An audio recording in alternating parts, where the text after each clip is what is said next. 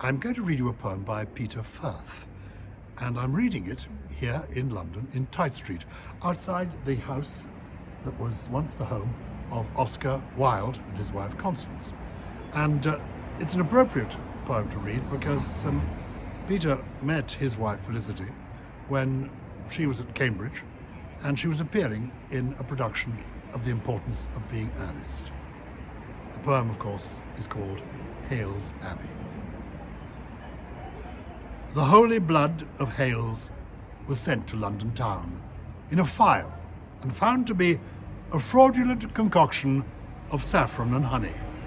So king and councillor were told and banished with 100,000 prayers attached. What brought this pious fraud to light which centuries had overlooked? What theological dart had nailed its monstrous boast into the cross from which it claimed to come? The chosen word and reason must be Reformation. Incense was out. Bibles were in. No more fancy prancing round the altar in rainbow spectrum. Black was the colour of the faith. And as for monks, begone, they said, find a real job or become a vicar. The countryside was full of wandering men, grieving not just their plight, but 1,000 years of struggle into nothing. St. Anthony in the desert, waste of time. St. Francis in humility, no time for that. We are King Henry, and we need not your prayers, which fail to turn the Pope, nor your obedience or acclaim.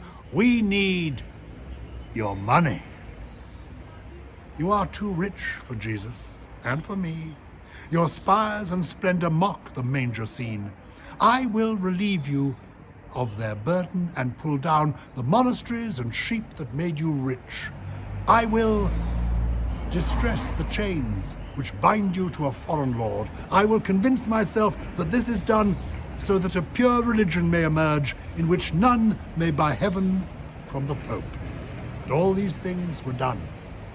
Then Henry died. But no one had the power to bring back that which was best in that which had been lost. We learned a little, but we shrank, and men no longer looked for God alone within a cell, and women ceased to say, all shall be well. The blood of Hailes was false, but not the souls, whose faith took fire from the burning love which alchemized their sins into a pyre and brought them resurrection.